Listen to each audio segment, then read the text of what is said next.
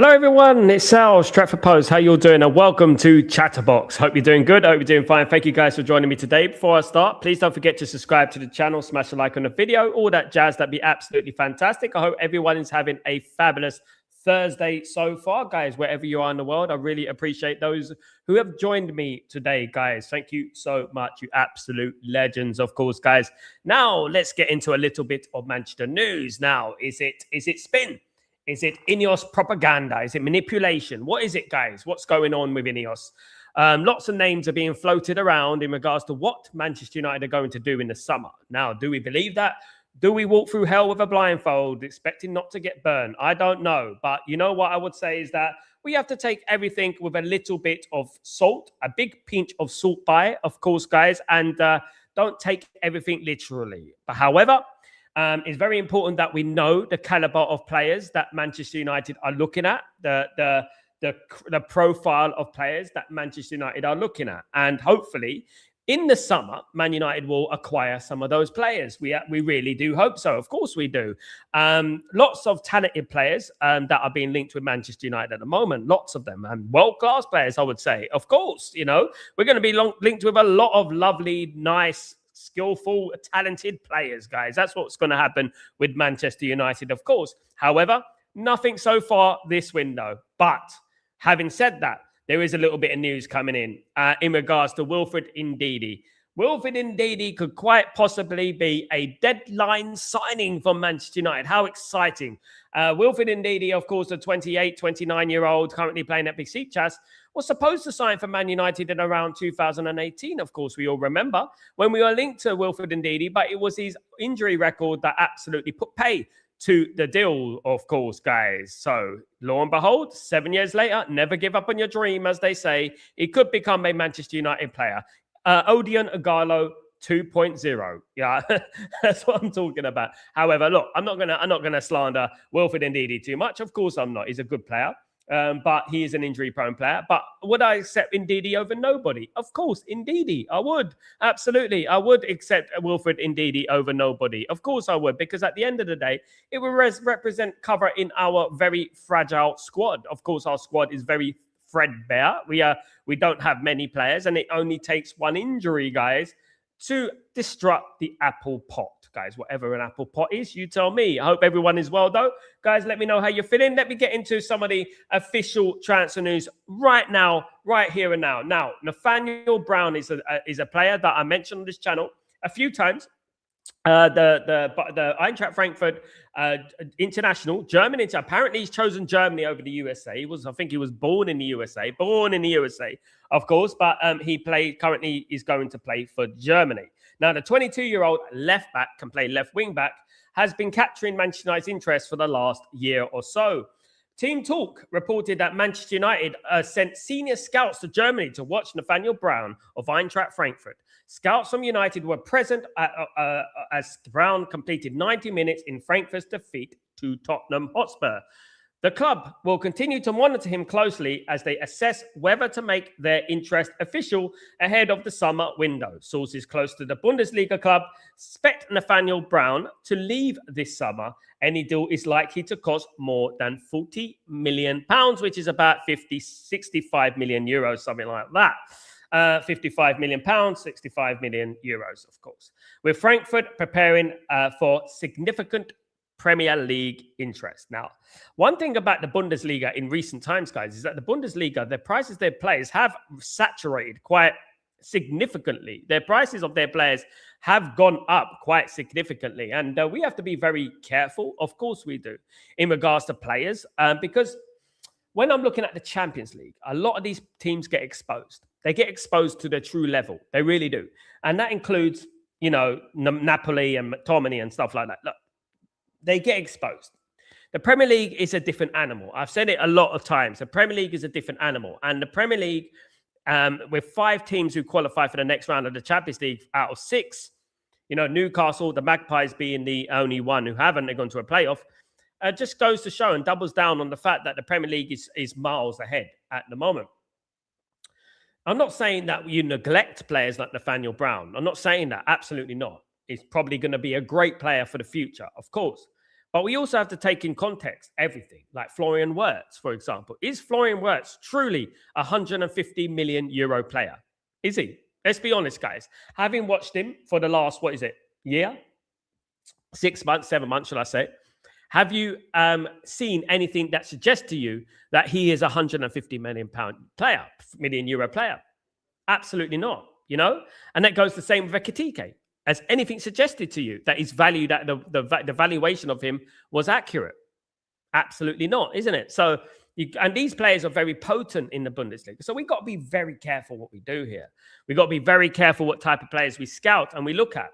Now, speaking of this, a player that we have been linked to from the Bundesliga as well is Jan Diamande. Now, Jan Diamande, of course, very sought-after player. He's a very sought-after player. Many clubs around Europe are interested in Jan Diamande. Of course you would be. He's one of the up-and-coming players in Europe at the moment, and he's wanted by an array of clubs around Europe, including Liverpool. Of course, there was that controversial thing going on between him and Liverpool, saying that he would want to play for Liverpool. That's the team he wants to play for. Now, I don't think we should really read in too much into that, but on December the 31st, sources confirmed that United have communicated with Jan Diamande's entourage to register their interest in the with RB Leipzig. Now, the 19-year-old is valued at around 100 million euros, right? So there you go. Straight away off the cuff, 100 million euros. Now, look, that is overpriced. It's overpriced. It is overpriced for a player of Diamande's caliber. Now, look, I watched Diamande in the AFCON. I saw Diamande in the AFCON.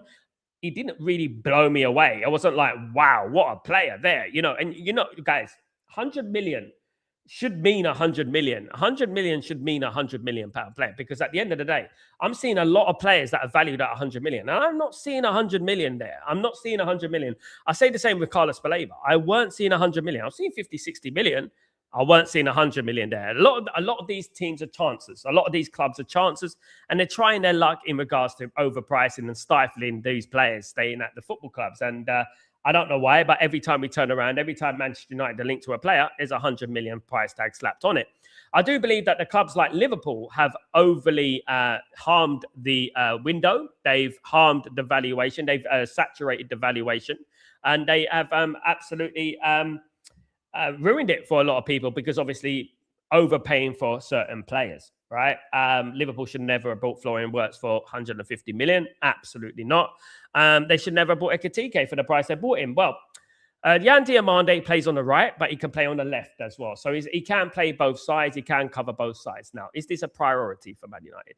The only reason that this will be a priority for Man United is if Man United sign Jan Diamande now, given that we got Patrick Dorgu injured. But that's not going to happen, is it? That's not going to happen. So Manchester United, really and truly, I don't think need Jan Diamande. They don't need Jan Diamande. I think Jan Diamande is a luxury player that Man United shouldn't be looking at the moment. What Man United should be looking at is the centre midfield. I've said it 100,000 times now. Must have been boring you now with the midfield situation, of course, because it's something that we need to concentrate on 100%. And we really do need to make sure that we get not 2, but 3 midfielders in there minimum. That is the thing. Get 2 world-class midfielders, get an up-and-coming young midfielder in there. That'd be absolutely fantastic. Now, players like Jan Diamande, you can find from Said El-Mala. You can get players like that, who are cost a fraction of the price, of course. And obviously the Porto player Mora, of course, who we've been speaking about as well, who can get a fraction of the price, like probably just as talented. So Man United need to concentrate on that midfield, number 1 priority. Get 2, 3 midfielders in there, fantastic. Then we can move on to players like Diamande. Even though there are various positions in that team, that should be a priority other than Jan Diamande. We got Mbeumo, we got Ahmad, we got Dorgu, we got Fernandes, we got Shea Lacey coming through, and we got Mason Mount. We got a lot of players in that position. Now, unless Man United are going to sell a player, I don't think Man United should be making a move on that. There is news about Joshua Zirkzee going to either Juventus or he may be going to Turkey, but that is new at the moment. It doesn't look like Joshua Zirkzee will be leaving in this window. It will be at the end of the season. I do believe that if there's any player going to leave, it will be Zirkzee. Zirkzee will be the one that will be leaving the football club, of course, guys, in my opinion.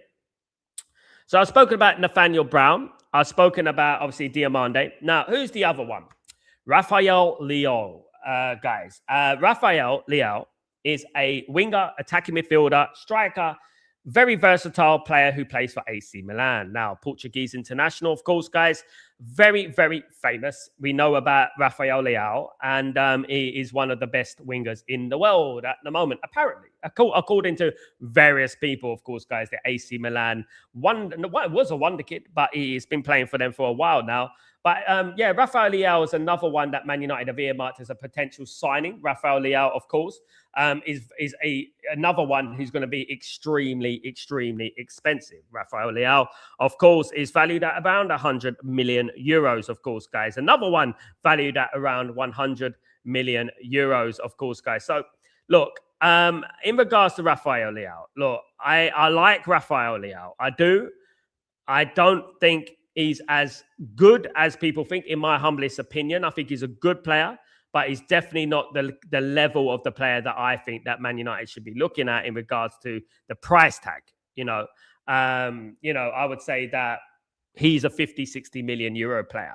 That's what he is. And obviously, Man United shouldn't be going anywhere near 100 million pound players anyway until our midfield is sorted out. And again, what does concern me is the fact that we are looking at players in the wrong positions at the moment. We are being linked to players in the wrong positions. Now, there is a boost in regards to Adam Wharton. Of course, Adam Wharton will be leaving Crystal Palace at the end of the season. That's an absolute certainty.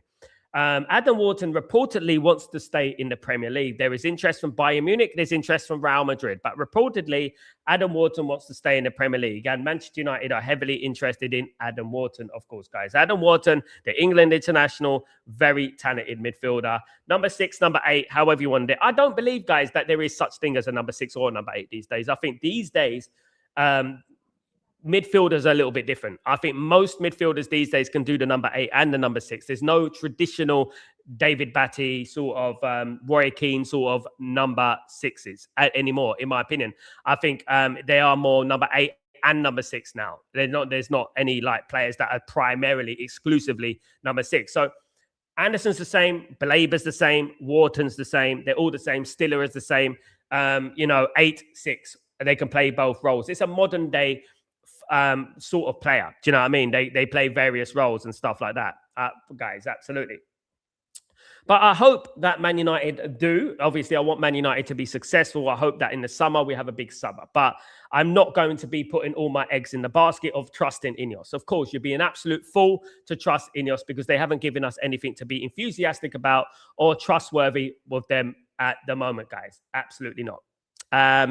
But you know what? I will carry on bringing you the news. And obviously, we're going to carry on seeing the caliber of player. What's interesting is that Manchester United are recycling the players that they've always been linked to for months and months. This is why I've mentioned many of these players. Majority of these players I've mentioned more than one occasion. On more than one occasion, I've mentioned Nathaniel Brown. On more than one occasion, I've mentioned Rafael Leao. On more than one occasion, I've mentioned Diamande. I've mentioned these players before. Now, this is exactly why I was saying during the AFCON that Ineos and Glazers or Ineos representatives need to go to the AFCON and they need to scout more effectively. They haven't done that quite obviously because there was a number of players that I saw in the AFCON that I thought Man United could possibly go after that would be more value for money, if you know what I mean. Unfortunately, they didn't. They didn't scout by the sounds of things because I was not hearing anything about we got representatives at the AFCON. But for which for me, it's in Morocco. It's not far away. A couple of 3 hours flight. For me, that is a little bit disgraceful in regards to Ineos and the Glazers. It just goes to show me that they are not interested in backing whatever the manager was at that time. They're backing them, in regards to Michael Carrick or Ruben Amorim. It just looks so obvious that they weren't interested in backing Ruben Amorim at all or Michael Carrick in this window. The only player that I could envision, and that's a 50-50 chance, is Ndidi coming to Manchester United on deadline day. That will be our big signing. We'll get a little bit excited about our little signing, and you know what? Everyone forgets about it after that, don't they? And look, for me, it is an embarrassment the way Man United have gone about things. We're not any other club, guys. We're not like any other. But with all due respect, we're not Arsenal, Liverpool, or Man City. We're worse than them in regards to the way we're run, but we are bigger than them in regards to our stature. We are much bigger. Our fan base is bigger. Everything about Man United is bigger, apart from our owners at the end of the day, and the money, of course, that they are willing to spend, which is less significantly, of course, guys. We're the only team that, you know what, has excuses for every single scenario, you know, and we are throwing a lot of excuses out there. There should be no excuses, of course. Big up everyone in the stream. I hope everyone is doing well. Welcome today. I hope everyone is good. Big up Stephen Maguire. I hope you're doing well. Good to see you. Big up Ragnar. What's going on? Great show this morning. Thank you so much, Ragnar. I really appreciate you. Thank you so much for your support. Look, guys, like the show was very passionate this morning. It was very strong this morning. I think it's very important that we send the right message out there, because there's a lot of people with big platforms are not sending the right message out there. They're not sending the message that needs to be sent. A lot of them are making excuses for Ineos, and a lot of them are covering up for Ineos, which I find disgraceful. And these people have huge platforms, bigger platforms than mine, a lot of them. And to be honest with you, I find it disgraceful, because I think these guys have got an opportunity to use their platforms for change, for the better of Manchester United, but they're not. They're only using their platform for their VIP passes, for their tickets, you know, and things like that, their interviews and things like that. And for me, this is so disheartening, and this, that I'm fed up with it, and I had to call it out this morning. I called it out this morning, and I'm glad people liked it. I'm glad people found it, you know, intriguing, and you know, hopefully, you know, it riled people up to tackle these people, you know. And a lot of these people hide behind elite support.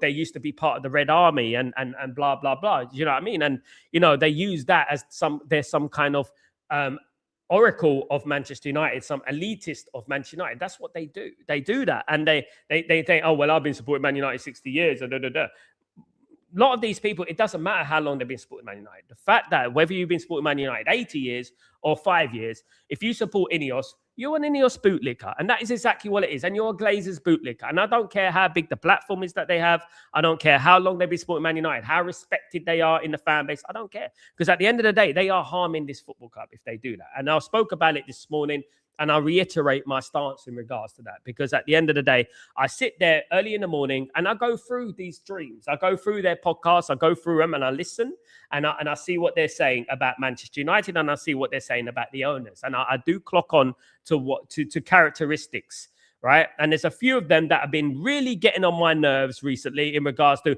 oh, well, you know what? Ineos ain't got no money. You have to remember that. And then someone will come up and say, yeah, but what happened to that 62 million for Semenyo that they were going to spend last month? Ignore it, change the subject. That's what they do. You know what I mean? And when you pose questions to them, oh, what happened to that 4 billion they were going to purchase Manchester United for? Jim Ratcliffe was going to purchase Chelsea for 4 billion, wasn't it? 4 billion he was going to purchase Manchester United, Chelsea for. And what happened to that 4 billion? I want to know. You know what I mean? Big up, Bobby. What's going on, you legend? Hope you're doing well. Good to see you, mate. Hope everything is blessed with you. Big up, Sanjay. Hope you're doing well, my friend. Good to see you. Geordie, what's going on, my guy? Do we really want him after what he said about Liverpool? Geordie, look, I understand it. I get it. You know what I mean? But I'm not going to hold him accountable for anything what he says. People say silly things. He's not a Man United fan. We have to admit that, you know. We could always argue about who should play for Man United, who shouldn't play for Man United. Unfortunately, these days, it doesn't really matter what he said. At the end of the day, as long as if he came to Man United, the performance of Man United, that's all that matters. Ole Gunnar Solskjaer was a Liverpool fan growing up. You know, these are things you have to remember. You know, one of Liverpool's greatest players, Carragher, was an Everton fan. It doesn't really matter to me. The only thing that matters for me is that if Man United need him, is it the position that Man United need? And in my humblest of opinions, I think Man United need to concentrate more on what the most important position is on the pitch at the moment, which is the midfield, which we are not fixing. And we haven't had a world-class midfielder since, coincidentally, Michael Carrick. Big up, Geordie. How you doing? Big up yourself. Hope you're doing well anyway. Big up, Coco. Hope you're doing blessed. Good to see you. Big up, Kenny. Hope you're doing good. Which African goalkeeper impressed you the most? The Moroccan one. The Moroccan one. Bono. The Moroccan keeper impressed me the most. Yeah. He was the one that I looked at and I thought, yeah, that goalkeeper's good. I thought he was good.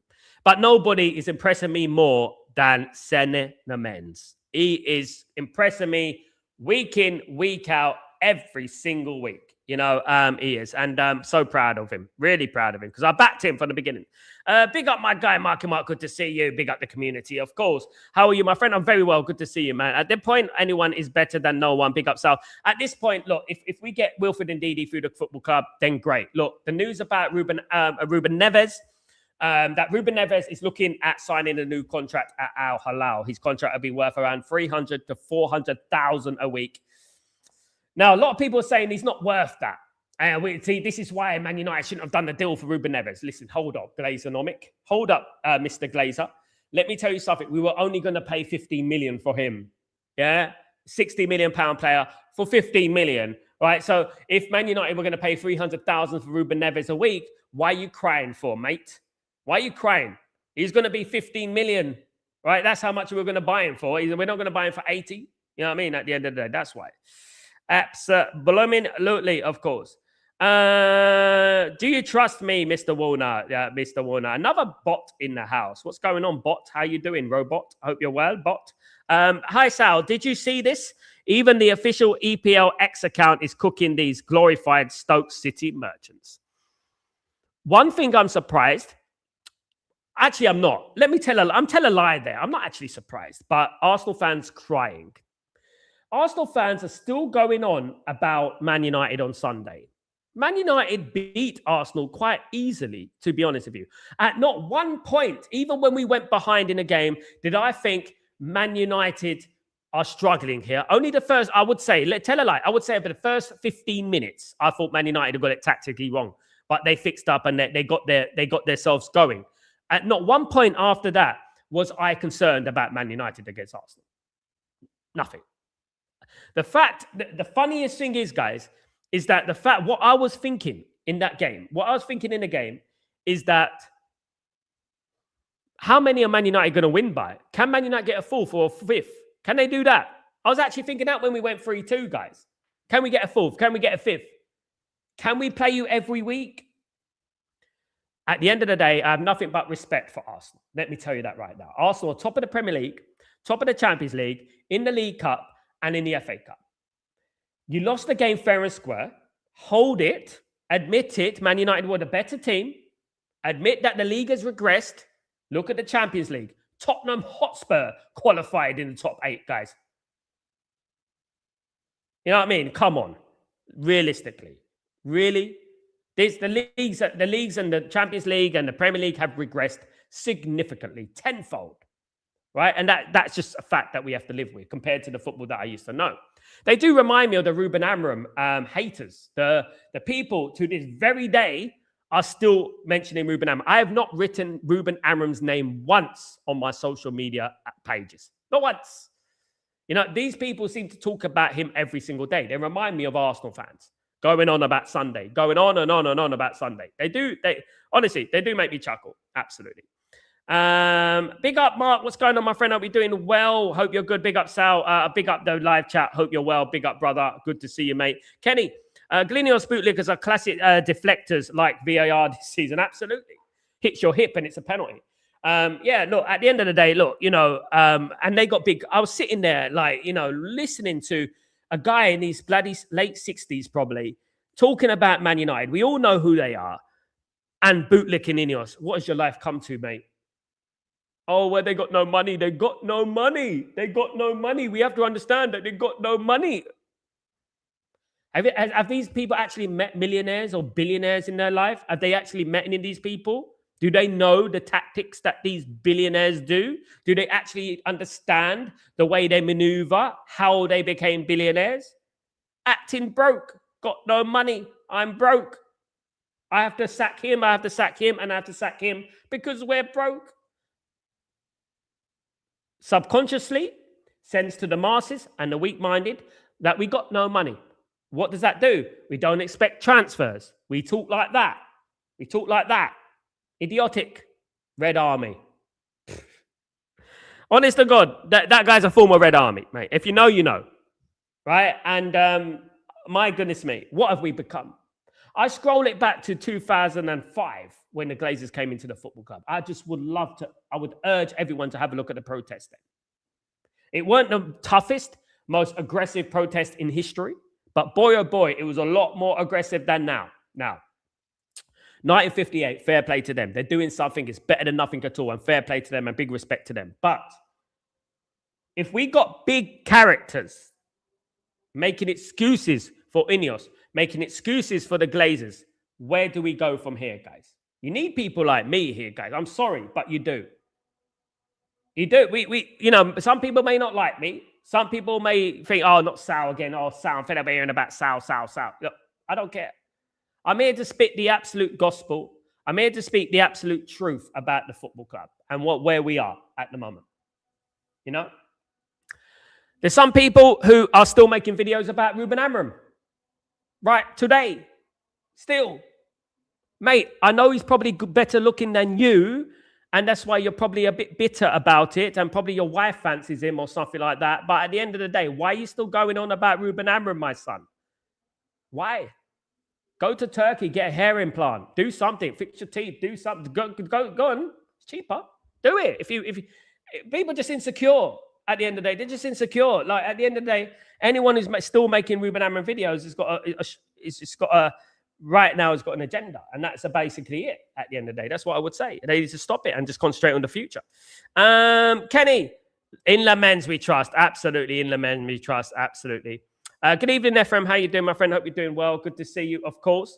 Arsenal fans' insecurities always come out after a loss against United, as they do. I mean, I think they do it to a lot of clubs when they lose football matches. I think that Arsenal are very known for doing them sort of things. I said to you guys before, and I'm not lying, guys. I lived in England all my life. I was born in England. Lived with born in London, by the way. Lived with a lot of Arsenal fans. Went to school with Arsenal fans. Went to college with Arsenal fans. I've only ever had one compliment in regards to Manchester United from an Arsenal fan. One in 40 years, guys. You know, one compliment. I'm telling the truth, guys. And that was my next door neighbor. I told you guys, you know, and it was very brief as well. And it's just after, a couple of days after we won the treble. That's when it was.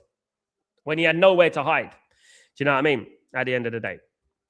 Mandem, what's going on, my friend? Hope you're doing well. Large up, Sal. Large up, my brother. Hope you're doing well each and every time. This channel is here to hold accountable not only the owners and the board, but also the Ineos bootlickers that are part of this club. I'm going to call out every single one of those Ineos bootlickers, every single one of them. I know who you are. I know you guys who when I say that we had a 4 out of 10 window and you said we had a good window, oh my goodness me. I see you. I see you. I see all these guys, these channels that act like they're proper Man United channels when they're actually bootlicking Ineos and disguising themselves as elitist football supporters. I know who they are. We all know who they are, guys. Absolutely know who they are. They're just as to blame as anyone else, guys. Absolutely. They are just as bad as rival fans. In fact, they're worse.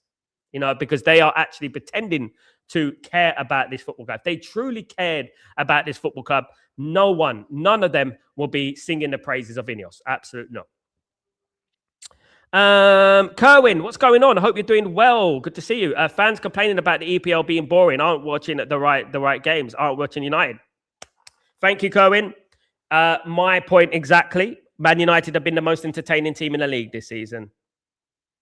Watch Man United. Did anyone see the games? Have they been watching the games? Man United play proper football, mate. Did anyone see Man United 4, Bournemouth 4? Did anyone see that? I don't think anyone is. All right, sometimes it hurts us because we're conceding goals, but boy, oh boy.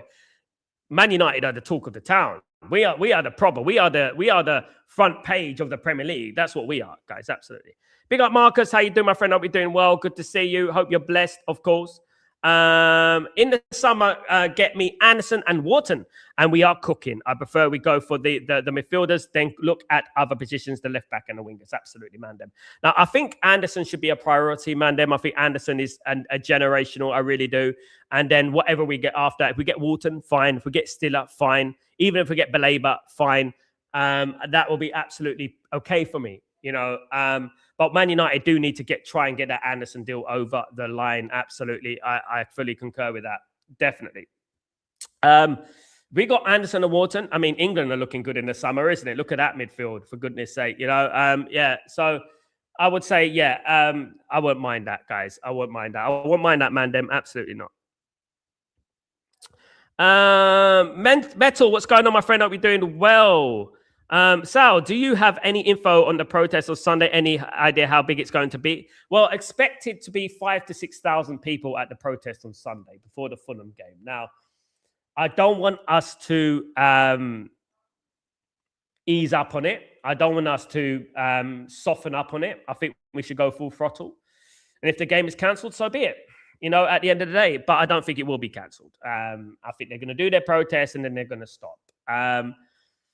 It needs to be potent. It needs to be loud. It needs to be, you know, more aggressive, in my opinion. I'm not condoning violence and things like that. Absolutely not. But it does need to be more potent. It does need to be more aggressive.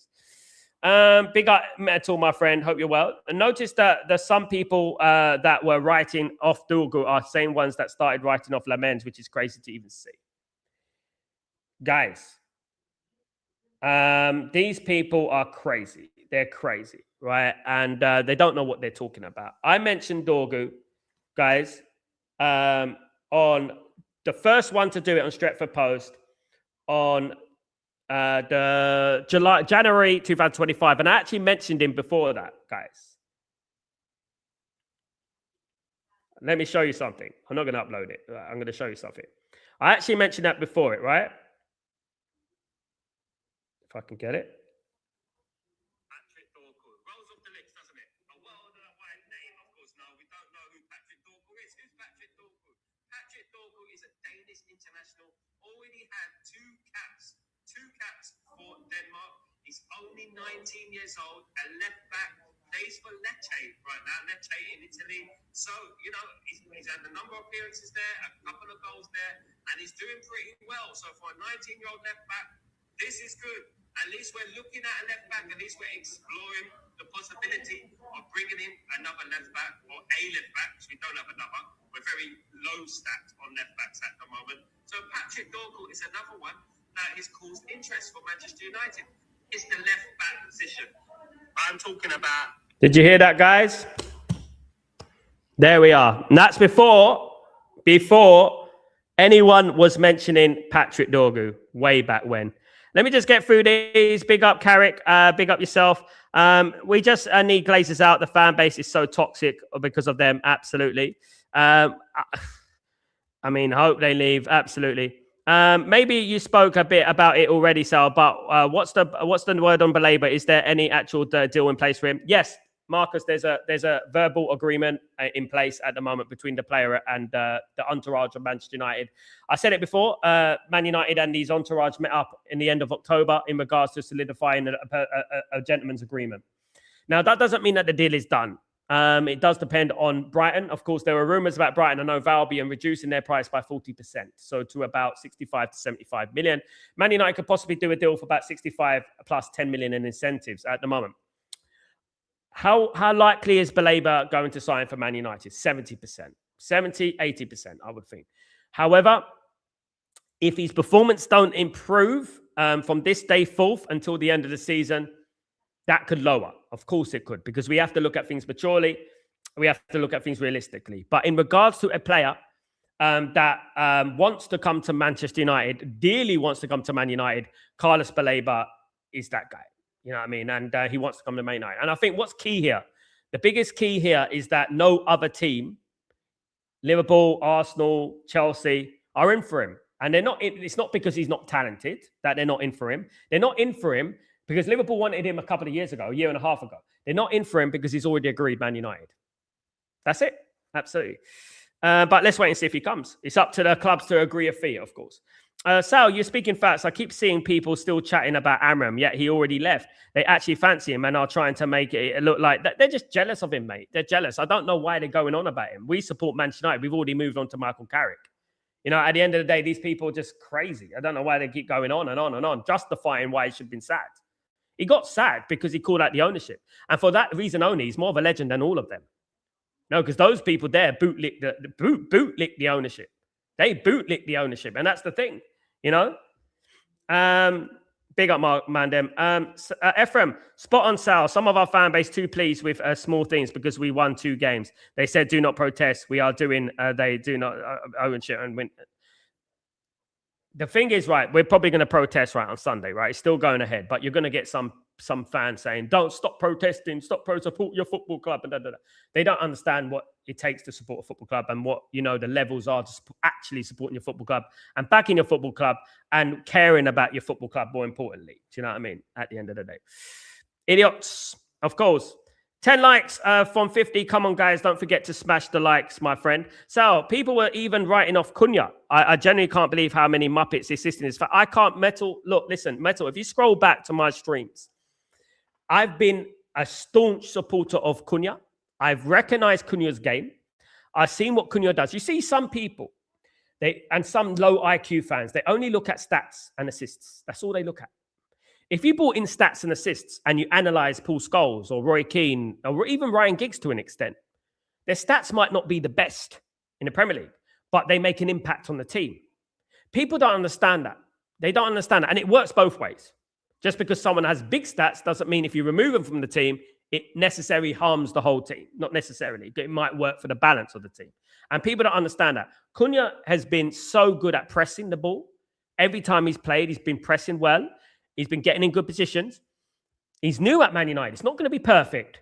But the way people are writing him off, just like they wrote of Patrick Dorgu, right, is unacceptable. These people need to calm down a little bit. Calm down. That's what they need to do. You know, at the end of the day. At 20 years old, David Beckham was at Preston North End on loan. You know, Dorgu's playing in Man United's first team. Cunha is a fabulous player. And we're lucky to have a player like that. We really are. Sorry, but we are. You know, the way Man United are at the moment. What he did against Arsenal, no other player can do. You know? And I haven't seen a goal like that in a long time. Marcus, respect, my guy. Hope you're doing well. Good to see you. When you call it before everyone else, can't nobody say shit to you. No, I've done it more than one occasion, mate. More than one occasion. Don't be deceived by numbers.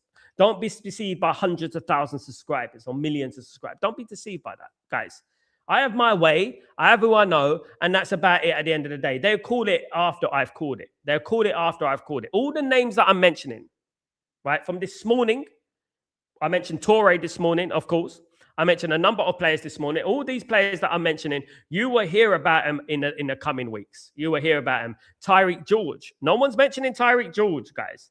Man United are big fans of Tyreek George of Chelsea. I know that he's a project player, but Man United are big fans of Tyreek George. There's a lot of players that I've been mentioning, guys. The Mora of Porto. These players you're going to hear from in the summer. Don't worry about that. And then everyone's going to be acting like, oh, yeah, look, you know, he's cooking, he's this and that. You know, don't be deceived by numbers. It's not about how many. It's about the quality, you know, at the end of the day. And yeah, they won't give me my call on it. And when I was mentioning Patrick Dorgu, actually, this was January 2025. I actually mentioned Patrick Dorgu in August 2024, right? I've just got that video on my phone. I saw it because it updated on my TikTok like a year ago, right?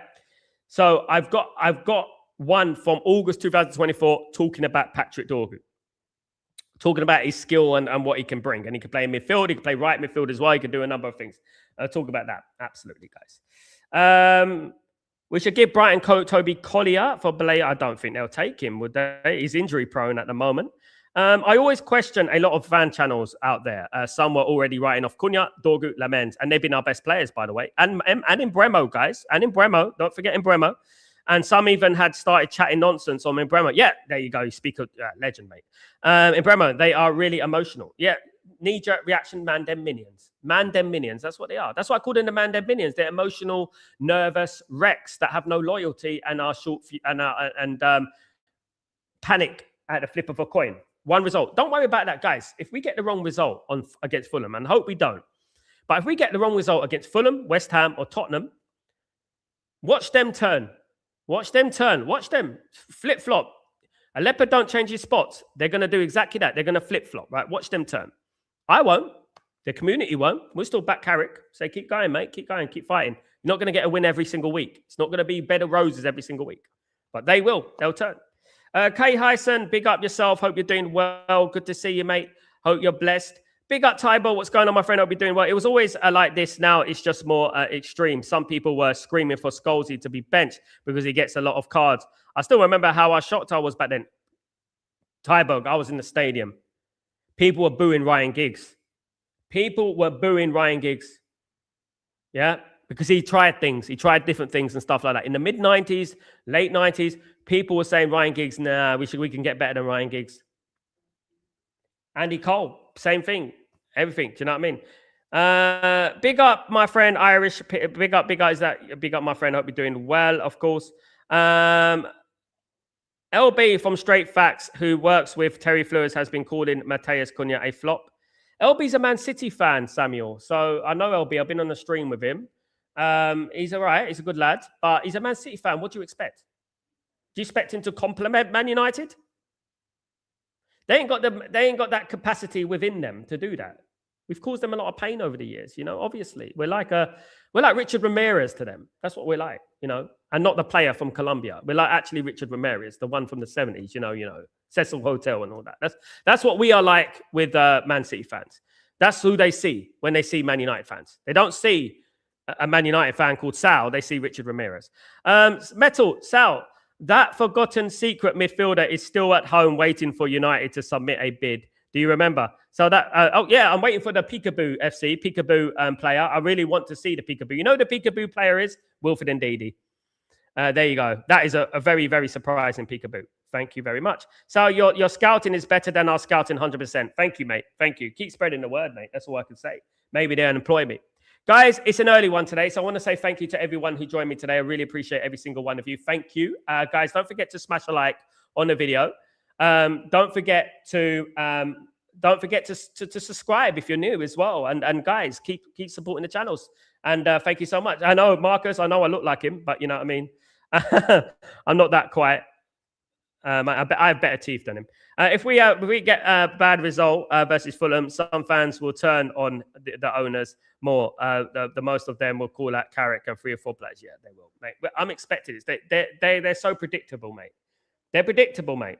You can easily call their bluff what they're going to be doing. They're only being overly giddy because they were against Ruben Amorim, and they're trying to justify that. Let's wait and see. Smart people, mature people. Let's see how it goes. Game by game. 15 games to go. Let's see how it goes. Absolutely. Thank you, guys. I'm Sal Warner. This is Chatterbox. I'll be back tomorrow morning. Don't forget to join me for that. Thank you again, Bobby, you legend. Thank you to the members as well. Thank you, everyone. Have a great day, evening, night, wherever you are in the world. I'm Sal Warner. This is Chatterbox, and I'll see you tomorrow morning for Breaking Dawn. It's going to be a big one. Take it easy. Peace.